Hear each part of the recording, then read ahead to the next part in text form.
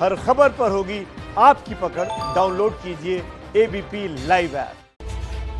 नमस्कार, ABP news पर हाजिर हूं मैं रुमाना इसाल खान। हम लेकर आए हैं आपके लिए पंचनामा, आज से नए समय पर, नए अंदाज में और नए तेवर के साथ। जी हाँ, बिल्कुल। और देखिए, पंचनामा में वो खबरें होंगी जो कल यानी मंगलवार को अखबारों की सुर्खियां बनेंगी। इसके अलावा देखिए, पंचनामा की खासियत होगी, खबरें होंगी विस्तार से, खबरें होंगी रफ्तार से, और ऐसी खबरें होंगी जो मेरी और सीधे आपसे जुड़ी हुई होंगी। आपको पंचनामा में वो खबरें तो दिखाएंगे ही जो चल रही है, लेकिन उस खबर के पीछे जो असली खबर है वो भी आपको दिखाएंगे अपने एक्सपर्ट के जरिए। शुक्रिया शगुन। और बताना चाहते हैं कि हर खबर के पीछे, चाहे वो राजस्थान की हो, चाहे वो कोरोना की हो, चाहे वो चीन की हो, उसके पीछे भी एक खबर होती है। उसके जरिए हम आपको बताने की कोशिश करेंगे दरअसल क्या चल रहा है असलियत। तो आइए अब शुरुआत करते हैं खबरों के सिलसिले की। सबसे पहले ये नए अंदाज, नए समय पर जो पंचनामा हम आपके लिए लेकर आए हैं, इसमें आज सबसे बड़ी खबर, वो खबर जिस पर पूरे देश की नजरें लगी हुई है, राजस्थान से, राजस्थान की सियासत से, जहां राजनीति की सुनवाई पिछले 7 घंटों से हाईकोर्ट में चल रही है। उम्मीद है आज राजस्थान हाईकोर्ट फैसला सुनाएगा। जो भी फैसला होगा, सबसे पहले सबसे सटीक खबर आपका चैनल एबीपी न्यूज आपको देगा। पायलट समेत 19 बागी विधायकों की याचिका पर इस समय सुनवाई चल रही है। और देखिए, एक तरफ हाईकोर्ट में सुनवाई चल रही है तो दूसरी तरफ राजस्थान में राजनीति की जो जुगलबंदी है वो भी चल रही है। मुख्यमंत्री अशोक गहलोत ने आज सचिन पायलट पर एक बड़ा हमला बोला है। जिस वक्त राजस्थान हाईकोर्ट कांग्रेस के बाकी विधायकों की याचिका पर सुनवाई कर रहा था, ठीक उसी वक्त अशोक गहलोत सचिन पायलट पर सबसे बड़ा हमला बोल रहे थे। हम जानते थे कि निकम्मा है, नाकारा है, कुछ काम नहीं कर रहा है, खाली लोगों को लड़वा रहा है। मेरे साथ हो कि नहीं हो, मैं यहाँ बैंगन बेचने नहीं आया हूँ, मैं यहाँ कुछ सब्जी बेचने नहीं आया हूँ, मैं मुख्यमंत्री बना आया हूँ। गहलोत ने बीजेपी पर कांग्रेस के विधायकों को बंधक बनाने का आरोप लगाया। वो लोग जो है बंद है, उनको बंधक बना दिया। उनमें से कई लोग आना चाहते हैं हमारे यहाँ, टेलीफोन के आ रहे हैं, रो रहे हैं, आंखों में आंसू निकाल रहे हैं। कोई कि मैं अपने नाई से टेलीफोन लेके बात कर रहा हूँ, मेरा टेलीफोन छीन लिया गया। कोई और कहा पायलट भी बीजेपी के पाले में खेल रहे हैं। तो सुना आपने, गहलोत ने कहा मैं कोई सब्जी बेचने नहीं आया हूं। राजस्थान की राजनीति की खबर यहीं नहीं खत्म होती। आपको बता दें, राजस्थान में टेप कांड में एसओजी मोदी सरकार के मंत्री से पूछताछ की तैयारी कर रही है। बैठे हैं, हाँ, वो पैसा ले चुके हैं, हाँ, और पहली किस्त पहुंच चुकी है। बोले ठीक है। विधायकों की खरीद फरोख्त का कथित ऑडियो सामने आया तो जांच की आंच मोदी सरकार के मंत्री तक पहुंच गई और अब राजस्थान एसओजी केंद्रीय मंत्री गजेंद्र सिंह से पूछताछ की तैयारी कर रही है। एसओजी की ओर से गजेंद्र सिंह शेखावत को नोटिस जारी कर पूछताछ के लिए समय मांगा गया है। साथ ही उन्हें वॉइस सैंपल दर्ज कराने को भी कहा गया है। हालांकि नोटिस मिलने के बाद गजेंद्र सिंह ने एबीपी न्यूज से कहा कि पहले एसओजी को इस टेप की सत्यता के बारे में बताना चाहिए। इससे पहले उन्होंने ऑडियो में अपनी आवाज होने से साफ इनकार किया था। उधर बीजेपी इस टेप कांड की सीबीआई जांच की मांग कर रही है। वहीं विवाद के बीच केंद्रीय गृह मंत्रालय ने राजस्थान सरकार से फोन टेपिंग पर रिपोर्ट मांगी है। आपको ये भी बता दें कि कांग्रेस विधायक गिरिराज सिंह मलिंगा ने दावा किया है कि सचिन पायलट ने उन्हें पार्टी बदलने का ऑफर दिया था। ये मेरी कोई बात नहीं है। तो पैसा उन्होंने तो पैसे के लिए बोला कि आपको पैसा मिल रहा है। मैं आपको बताऊं, वही रेट है ये की। क्या रेट है? अरे यार, नहीं पता। 30 करोड़ रुपए की रेट है सबकी। अच्छा। हाँ, रेट तो फिर क्या नाम है, फिर कुछ को मैं जानता हूं, कुछ ऐसे भी लोग हों, कुछ कमती बढ़ती भी हो सकती है। तो राजस्थान की राजनीति का ऊंट किस करवट बैठेगा, सीधा चलते हैं सुमित अवस्थी के पास। सुमित, 5 लाइन में राजस्थान की राजनीति के अंदर की आप खबर बताएं। देखिए, 5 बड़ी बातें जो निकलकर सामने आती है। पहला, अशोक गहलोत का पलड़ा इस वक्त भारी दिखाई दे रहा है, बहुमत उनके पास है ऐसा समझ में आता है। दूसरी बड़ी बात, अशोक गहलोत अब सचिन पायलट के साथ काम नहीं करेंगे, ये पायलट के रुख से बिल्कुल साफ है, जिस तरीके से उन्होंने कहा कि मैं बैगन बेचने के लिए राजनीति में नहीं आया हूं। तीसरी बड़ी बात, सचिन पायलट के लिए दिन पर दिन मुश्किलें बढ़ती जा रही हैं और विधायकों का समर्थन भी सचिन के साथ नहीं दिखाई दे रहा है। चौथी बड़ी बात, अब पायलट का इकलौता सहारा अगर कोई बचा है तो वो है पार्टी के भीतर प्रियंका और राहुल गांधी, जो किसी तरह के उनको बना समझाकर वापस पार्टी में ला सकते हैं। और पांचवी बड़ी बात, फोन टैपिंग मामले में केंद्रीय गृह मंत्रालय ने जो रिपोर्ट मांगी है, बीजेपी उसी से कुछ उम्मीद कर सकती है कि राजस्थान में शायद किसी न किसी और दरवाजे से कमल खिल जाए। रुमाना। और आइए अब अगली खबर का रुख करते हैं। राजस्थान के बाद उत्तर प्रदेश आपको लेकर चलते हैं। यूपी में बिना लक्षण वाले कोरोना के मरीज अब घर में रहकर इलाज करा सकेंगे, मतलब होम आइसोलेशन को यूपी में मंजूरी। यूपी में कोरोना के बढ़ते केस और बड़े शहरों के अस्पतालों में कम पड़ते बेड को देखते हुए यूपी सरकार ने बड़ा फैसला लिया है। पूरे प्रदेश में आपको मालूम है कि होम आइसोलेशन अभी तक अलाउ नहीं किया गया था, लेकिन और आज ही माननीय मुख्यमंत्री जी ने कहा है कि इस पर निर्णय लेकर कल तक होम आइसोलेशन के संदर्भ में नवीन आदेश राज्य सरकार द्वारा दिए जाएंगे। जिन मरीजों को भर्ती होने की जरूरत नहीं, वो घर पर रहते हुए ही इलाज करा सकेंगे। अधिकारियों के मुताबिक होम आइसोलेशन वाले मरीजों को कुछ प्रोटोकॉल का पालन करना होगा। अधिकारियों को फौरन होम आइसोलेशन की गाइडलाइन बनाने को कहा गया है। इसके साथ ही सीएम योगी आदित्यनाथ ने अधिकारियों को कोरोना का संक्रमण रोकने के लिए जागरूकता अभियान में तेजी लाने को कहा है। देखिए, कोरोना केस जो हैं वो लगातार बढ़ते ही जा रहे हैं और देश में कोरोना के केस अब 11 लाख के पार पहुंच चुके हैं और अब बहस छिड़ गई है कम्युनिटी स्प्रेड को लेकर।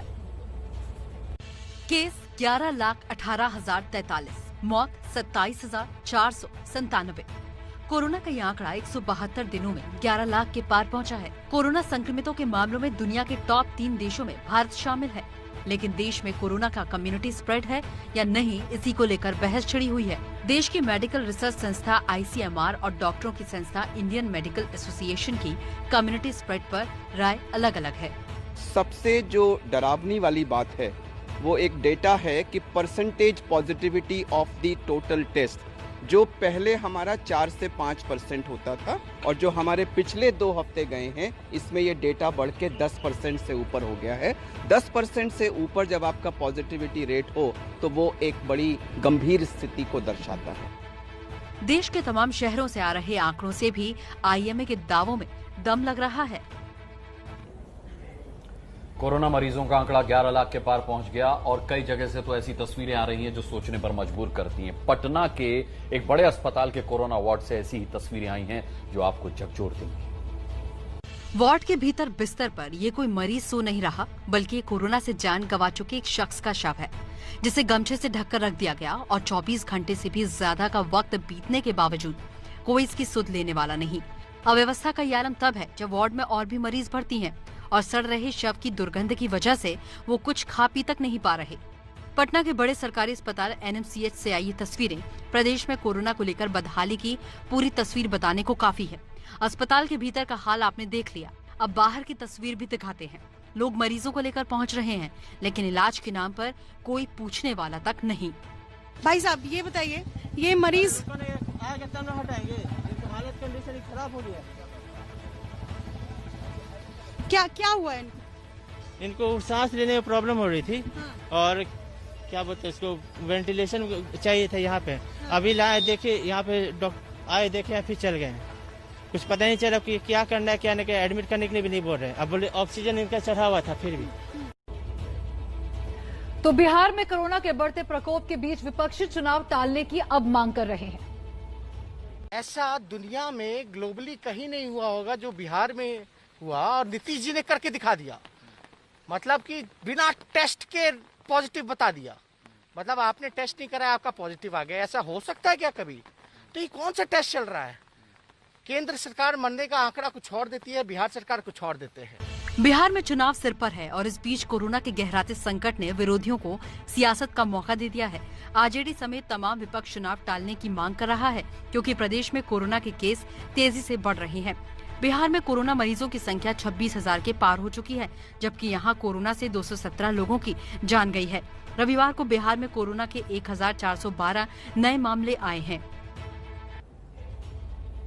सुमित, एक बात बताइए, ये कोरोना पर इतना ज्यादा कंफ्यूजन क्यों है? देखिए, IMA कह रहा है कि कम्युनिटी स्प्रेड फैल गया है, ICMR कह रहा है कि कम्युनिटी स्प्रेड नहीं फैला है। ये क्या कंफ्यूजन है? देखिए, सबकी अपनी अपनी राय है। बेसिकली ICMR के साथ हमको चलना चाहिए। देश में 11 लाख से ज्यादा कोरोना के केस है, इसका मतलब बिल्कुल साफ हो जाता है कि देश में कम्युनिटी स्प्रेड औपचारिक तौर पर नहीं फैला है। इस बात को समझा जा सकता है कि देश में कम्युनिटी स्प्रेड अभी नहीं फैला। दूसरी बड़ी बात मैं कहना चाहूंगा यहाँ पे कि जो भी औपचारिक तौर पर सरकारें कह रही हैं उसी बात को ही मानना चाहिए, क्योंकि अभी तक ना तो हेल्थ मिनिस्ट्री और ना ही आईसीएमआर जो कि सबसे बड़ी संस्था है उनका यह कहना है कि कम्युनिटी स्प्रेड नहीं है। अभी हम कॉन्टैक्ट ट्रेसिंग कर सकते हैं किसके जरिए फैला, जब ट्रेसिंग ना कर पाए तब वो कम्युनिटी स्प्रेड की डेफिनेशन में आता है। आइए आगे बढ़ते हैं, अगली खबर का रुख करते हैं। अगली खबर महाराष्ट्र से है, जहां सरकार के एक मंत्री कोरोना की चपेट में आ गए। महाराष्ट्र सरकार में कांग्रेस के कोटे से मंत्री असलम शेख कोरोना पॉजिटिव पाए गए हैं। असलम शेख ने ट्वीट कर लिखा, मैं कोरोना टेस्ट में पॉजिटिव पाया गया हूं। मैं अपने आप को आइसोलेट कर रहा हूं और अपने संपर्क में आए सभी लोगों से अनुरोध करता हूं कि वो अपना टेस्ट कराएं। महाराष्ट्र में 3,10,455 कोरोना केस हैं। कोरोना से महाराष्ट्र में अब तक 11,854 लोगों की मौत हो चुकी है। वहीं अकेले मुंबई में कोरोना के 1 लाख से ज्यादा केस हैं और करीब 6,000 लोगों की जान गई है।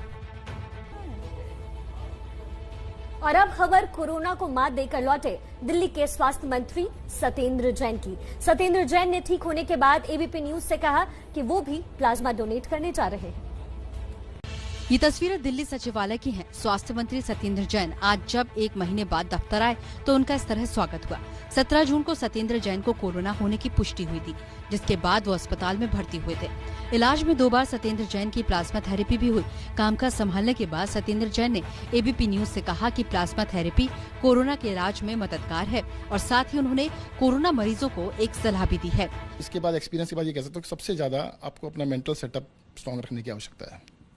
डरने की जरूरत नहीं है। देखो, जो होना है वो तो ऊपर वाले के हाथ में है। आपके हाथ में क्या है कि आप अपने आप को स्ट्रॉन्ग रखें, तो वो स्ट्रॉन्ग रखना बहुत जरूरी है। और ये मान के चलिएगा कुछ बिगड़ने वाला नहीं है आपका, तो नहीं बिगड़ेगा। जिस दिन आया था मैंने कहा भी मैं कल दे आता हूँ, डॉक्टर ने कहा नहीं अभी पहले रिकवर होने की फर्स्ट स्टेज है। और मैं बता दूं कि देखो अभी 3 दिन पहले तक मुझे डेली ऑक्सीजन की जरूरत पड़ती थी। 3 दिन से मैं बिल्कुल ठीक हूँ, मुझे ऑक्सीजन की जरूरत नहीं पड़ी है। तो I am in working mode, और जिस दिन मुझे डॉक्टर अलाउ करेंगे उस दिन मैं प्लाज्मा डोनेट करूंगा। दिल्ली में अभी कोरोना के 1,22,793 केस हैं। दिल्ली में कोरोना से अब तक 3,628 लोगों की जान गई है। तो कोरोना से जो ठीक हो रहे हैं उनके लिए बड़ी राहत की बात है, लेकिन हर जगह ऐसा नहीं है। आपको बता दें, हरिद्वार की एक बड़ी कंपनी में कोरोना के विस्फोट से प्रशासन में हड़कंप मच गया है। देवभूमि उत्तराखंड के हरिद्वार में एक मल्टीनेशनल कंपनी में कोरोना विस्फोट का मामला सामने आया है। हरिद्वार के सिटकुल में स्थित इस कंपनी में करीब 300 कर्मचारी कोरोना पॉजिटिव पाए गए हैं और 500 कर्मचारियों की रिपोर्ट आनी अभी बाकी है। कोरोना विस्फोट का ये मामला इसलिए भी खतरनाक है क्योंकि हरिद्वार का सिटकुल औद्योगिक क्षेत्र है और जहां अलग अलग जगह से लोग काम करने आते हैं, ऐसे में खतरा और ज्यादा बढ़ गया है। पूरे उत्तराखंड में कोरोना के आंकड़े लगातार बढ़ रहे हैं। देहरादून, हरिद्वार, उधम सिंह नगर और नैनीताल जिले में कोरोना के सबसे ज्यादा मामले हैं। देखिए, सब जानते हैं कि कोरोना की जो शुरुआत हुई है वो चीन के वुहान से हुई है। तो पूरी दुनिया को कोरोना के जाल में फंसाकर चीन इस महामारी से बचता दिख रहा है, लेकिन एक बार फिर से चीन की धरती पर कोरोना ने एंट्री मारकर ड्रैगन को डरा दिया है। चीन के शिनजियांग में कोरोना के 22 नए केस आए हैं। शिनजियांग प्रांत की राजधानी उरुमकी में सबवे, बसों और टैक्सियों की संख्या घटा दी गई है। कई रिहायशी इलाके बंद कर दिए गए हैं। उरुमकी में लोगों के शहर छोड़ने पर पाबंदी लगा दी गई है। पिछले 4 दिनों में उरुमकी में कोरोना वायरस के 17 मरीजों की पुष्टि हुई है, जबकि 23 मरीज एसिम्टोमेटिक मिले हैं। चीन के वुहान शहर में कोरोना का पहला केस दिसंबर में आया था और उसके बाद दुनिया भर में फैलकर ये आंकड़ा 14 करोड़ को पार कर चुका है। चीन में अभी कोरोना के 249 एक्टिव केस होने की खबर है। 22 नए मामले में से 5 बाहर से आए लोगों के हैं, जबकि 17 स्थानीय स्तर पर फैले हैं। सुमित, एक बात बताइए, चीन का तो ये दावा था कि उन्होंने कोरोना पर काबू पा लिया है, लेकिन अब फिर वहां पर एक्टिव केसेस आ रहे हैं। तो ऐसे में दुनिया और अपने भारत के लिए ये कितना बड़ा खतरा है? देखिए, जब तक कोई वैक्सीनेशन नहीं मिलता, जब तक कोई मेडिसिन नहीं मिलती, तब तक ये खतरा था, खतरा है और खतरा रहेगा।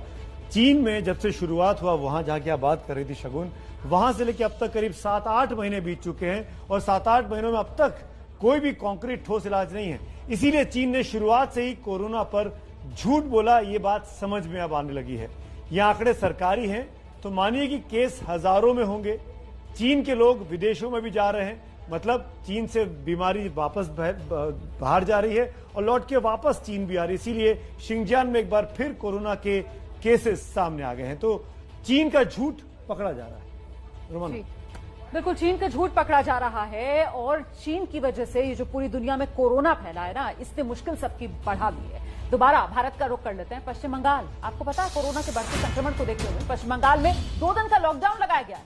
इस सप्ताह गुरुवार और शनिवार को लॉकडाउन लागू किया जाएगा। अगले सप्ताह होने वाले लॉकडाउन की घोषणा बाद में की जाएगी। तो कई ऐसे प्रदेश जहां पर एक बार फिर से लॉकडाउन लागू किया जा रहा है। चलिए दोबारा राजनीति की ओर रुख करते हैं। राहुल गांधी ने आज एक बार फिर पीएम मोदी पर हमला बोला और उन पर चीन को लेकर भ्रम फैलाने का आरोप लगाया है। चीन सीमा पर तनाव के बीच जब पड़ोसी देश को कड़ा संदेश देने के लिए एलएसी पर राफेल की तैनाती की चर्चा चल रही है, तो ठीक इन्हीं तैयारियों के बीच राहुल गांधी ने पीएम मोदी पर भ्रम फैलाने का आरोप लगा दिया। राहुल ने ट्विटर पर जारी वीडियो में कहा कि मजबूत नेता की छवि बनाए रखना मोदी की मजबूरी है और चीन इसी का फायदा उठा रहा है। देखना होगा कि पीएम इस चुनौती का मुकाबला कैसे करते हैं।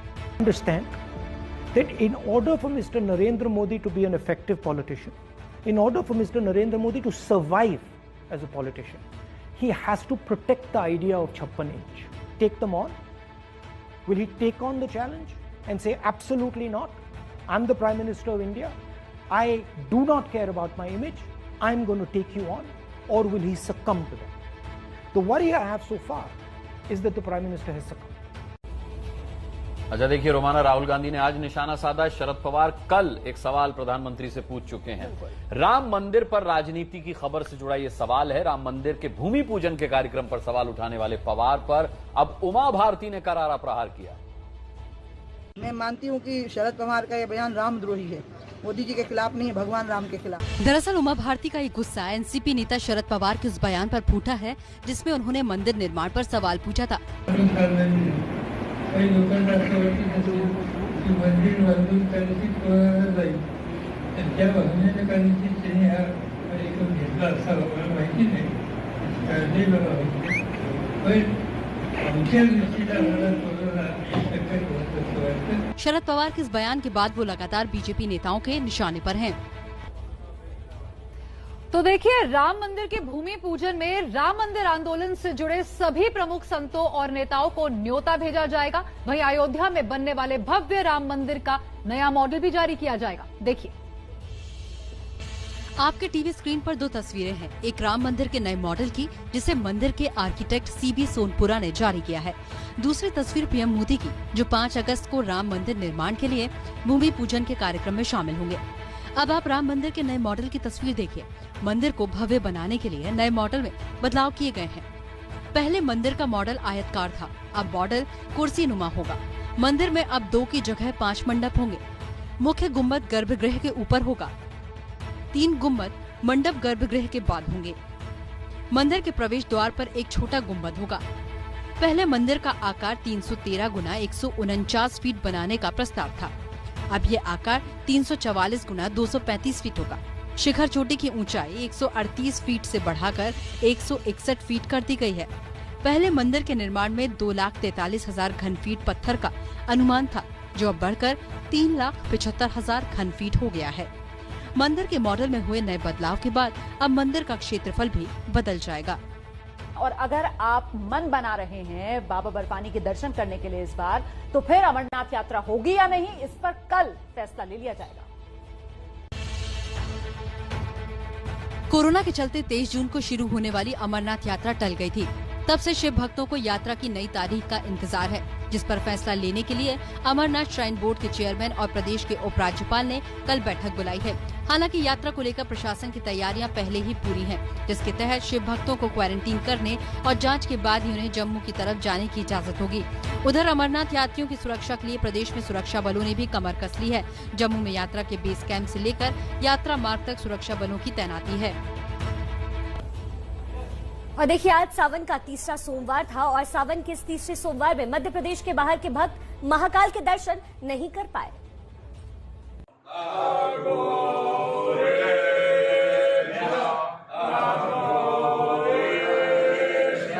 महाकाल के दर्शन की मनोकामना के लिए देश और दुनिया से श्रद्धालु उज्जैन पहुंचते हैं, लेकिन सावन के 3रे सोमवार को सिर्फ एमपी के भक्त भोलेनाथ के दर्शन कर सके।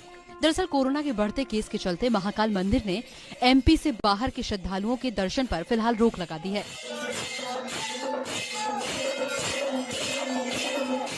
हालांकि ये कदम सुरक्षा को लेकर उठाया गया है, लेकिन सवाल उठ रहा है कि क्या प्रदेश के बाहर के श्रद्धालुओं से ही कोरोना का खतरा है। इस बीच तिरुपति बालाजी मंदिर में कोरोना संक्रमित पाए गए एक कर्मचारी की मौत हो गई। अब तक मंदिर स्टाफ के 170 लोग कोरोना पॉजिटिव हो चुके हैं। खबर का रुख करते हैं और ये जो खबर है वो पूरे समाज पर सवाल उठाती है। क्या महज बाइक छूने भर से किसी की पिटाई की जा सकती है? ऐसा हुआ विजयवाड़ा। ये रिपोर्ट देखिए।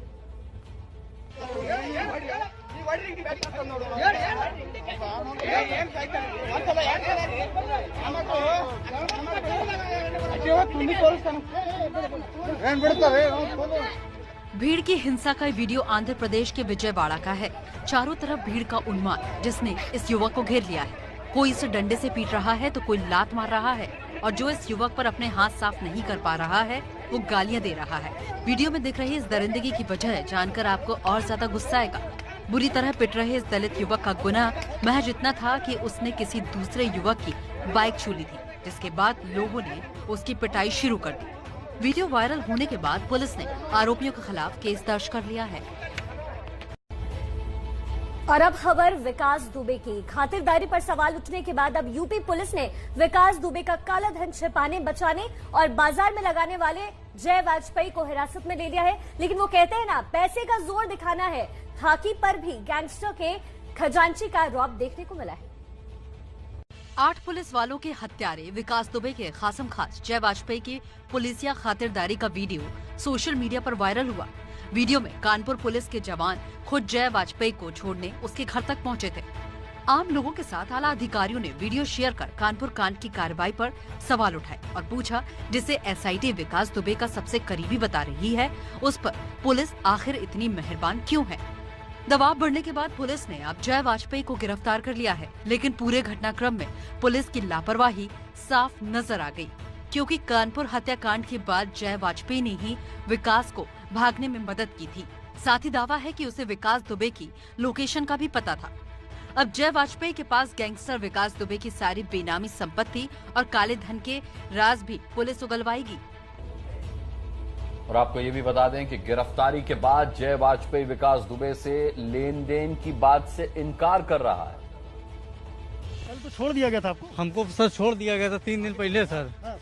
फिर उसके बाद कल नईराबाद से फोन आया, मैं नईराबाद गया, उसके बाद पता नहीं सब क्या चल रहा है। तो आपके ट्रांजेक्शन तो है ना विकास दुबे से? कुछ नहीं है सर। हमने आपका लेन देन विकास से नहीं था? हमने सिर्फ उधार सर एक बार पैसा दिया था, वो हमको उधार मिला था बस खाली। कितना रुपया दिया? आपके पास कहाँ से आया? कितना रुपया दिया था? आप पहले हमारे पास हमने 5-5 लाख रुपए 2 बार दिए थे सर।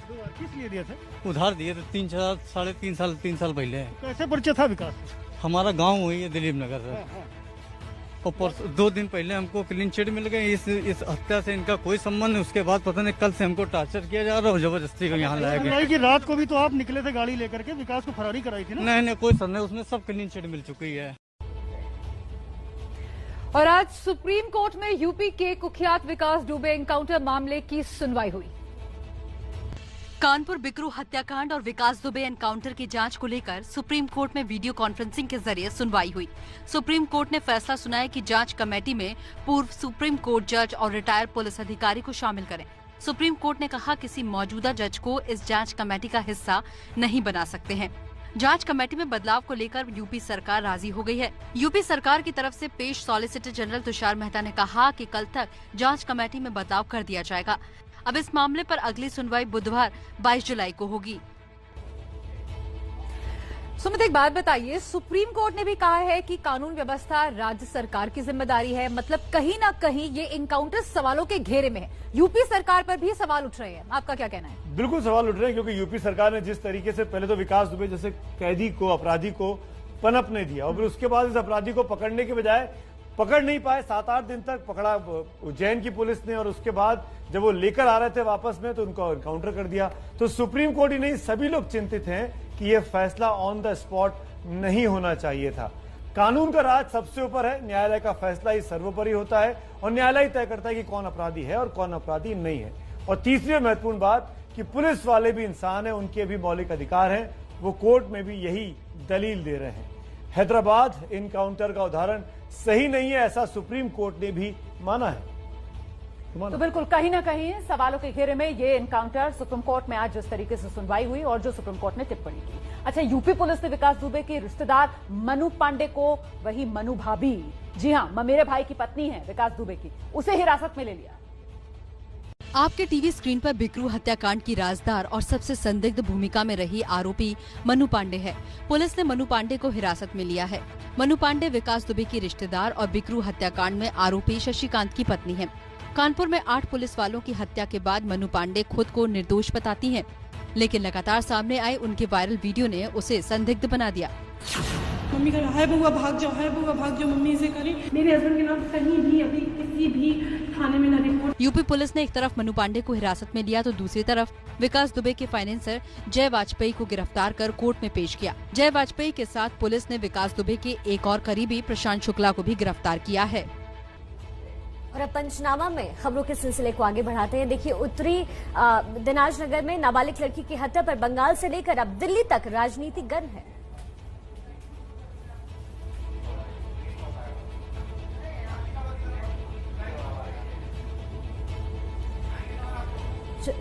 ये खबर हम आपको दिखाएंगे, किसी टेक्निकल एरर की वजह से हम आप तक ये खबर पहुंचा नहीं पाए। देखिए, अब आपके पास एक काम की खबर है।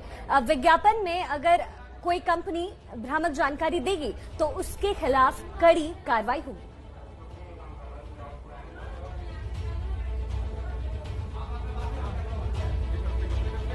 चलिए शिखा, अगर कोई कंपनी अपने प्रोडक्ट के विज्ञापन में गलत या भ्रामक जानकारी देता है तो अब उसे और कड़ी कार्रवाई का सामना करना पड़ेगा।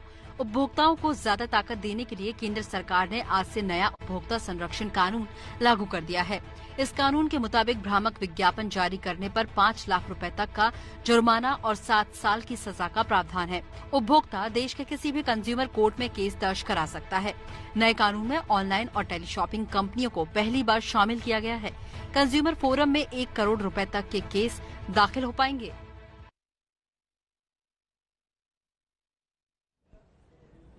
देखिए, अब बात करते हैं मौसम की। मौसम माने बाढ़ और बारिश की।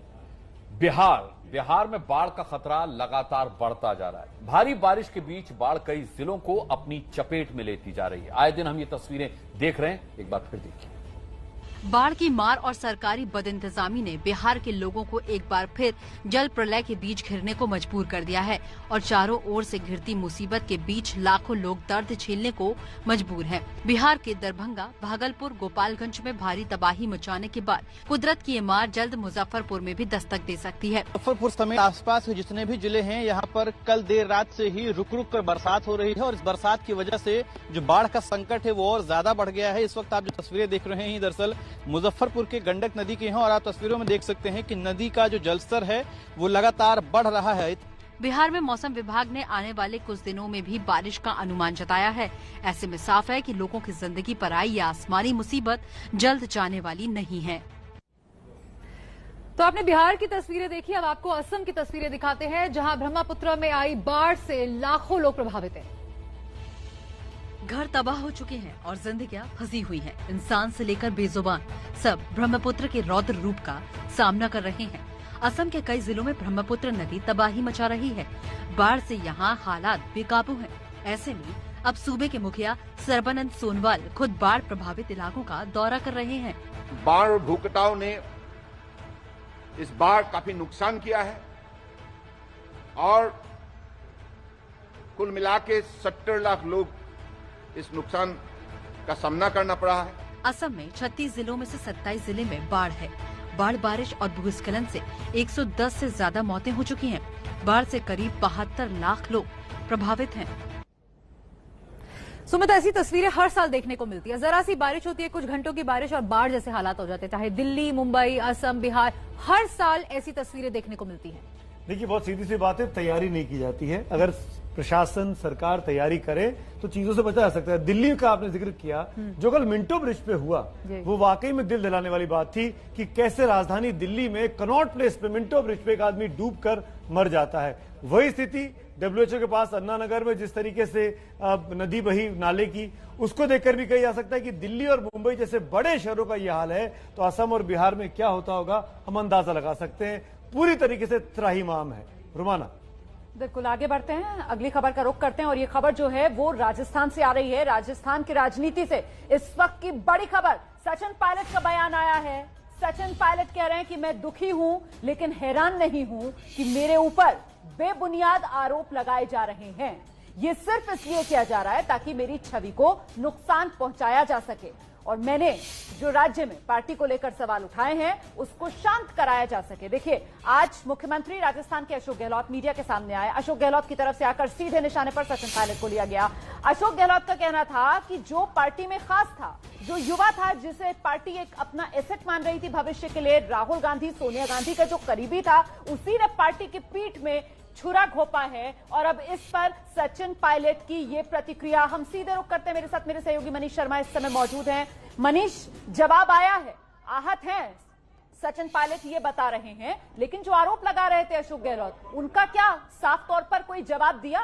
वो तो सीधे सीधे कॉर्पोरेट से फायदा उठाने, भ्रष्टाचार के बड़े आरोप लगा रहे थे सचिन पायलट पर। जी, इसमें जो सचिन पायलट का बयान आया है, ये सीधे तौर पर मुख्यमंत्री अशोक गहलोत के जितने भी आरोप हैं उनका जवाब तो नहीं है। लेकिन सचिन पायलट के खिलाफ राजस्थान के एक विधायक राज मलिंगा ने ये आरोप लगाया कि 35 करोड़ रुपए देने का उनको प्रलोभन दिया गया था। उसी को लेकर सचिन पायलट ने सीधे तौर पर कहा है कि ये उनकी छवि को नुकसान पहुंचाने की एक प्रयास है और इसमें वो विधायकों के खिलाफ कानूनी कदम भी उठाएंगे। उन्होंने ये भी कहा है कि मुझे कोई आश्चर्य नहीं हुआ इस तरीके के प्रयासों से मेरी छवि को धूमिल कराने की जो बात हो रही है, और ये वास्तव में मुद्दों से ध्यान भटकाने की कोशिश है और वो इसका जवाब भी देंगे और इसके खिलाफ कानूनी कार्रवाई भी करेंगे। साफ तौर पर सचिन ने कहा है। जी मनीष, बेहद शुक्रिया इस तमाम जानकारी के लिए। तो पंचनामा में आज बस इतना ही। आप आगे देखते रहिए एबीपी न्यूज।